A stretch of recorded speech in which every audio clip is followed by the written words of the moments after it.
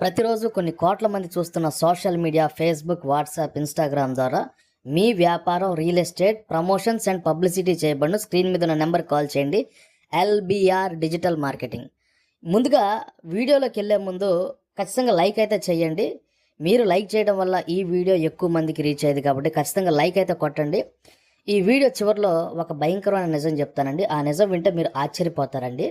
అయితే ఆ నిజం వీడియో చివరిలో చెప్తానండి. అయితే రీసెంట్గా ఒక భయంకరమైన సంఘటన జరిగిందండి. ప్రపంచం మొత్తం అలాగే భారతదేశం కూడా షాక్ అయిపోయిందండి. 7,000 మంది విద్యార్థులు, కాలేజీ పిల్లలు, స్కూల్ పిల్లలు, వాళ్ళకి ఒక భయంకరమైనటువంటి వ్యాధి వచ్చిందండి. మీరు చెప్తే ఆశ్చర్యపోతారు. ఎయిడ్స్ వ్యాధి వచ్చిందండి వాళ్ళకి.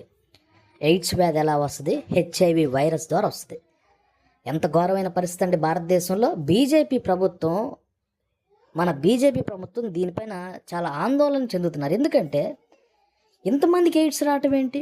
బీజేపీ ప్రభుత్వం అంటే సనాతన ధర్మం, హిందూ ధర్మం, అసభ్యకరమైనటువంటి కల్చర్ని పారదోలేటువంటి కల్చర్ని బీజేపీ ప్రభుత్వం సహించదండి. అయినా కూడా ఇంత సనాతన ధర్మం, హిందూ ధర్మం ఇంతగా ఉన్నా కూడా ఈ వెబ్ సిరీస్లు, ఈ అసహ్యకరమైనటువంటి ఇట్లాంటి చూడడం వల్ల చిన్నపిల్లలకండి ఎంత ఘోరమైన పరిస్థితి అండి.